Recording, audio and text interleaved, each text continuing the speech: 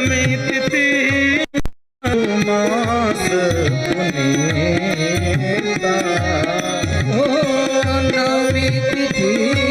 मधुमास पुनीता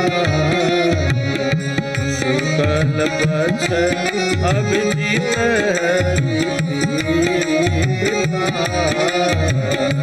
शुक्ल पक्ष अभिजीत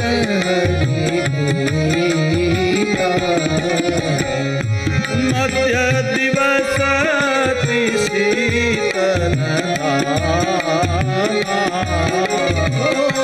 मध्य दिवस अति शीतल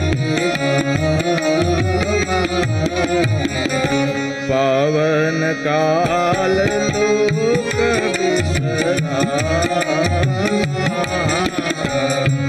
पावन काल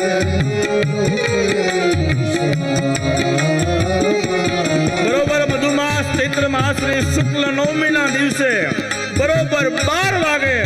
महाराणी कौशल्या महाराणी ની આગળ પરમાત્મા ચતુર્ભુજ નારાયણ સ્વરૂપે પ્રગટ થયા અને સૌએ જયકાર કર્યો.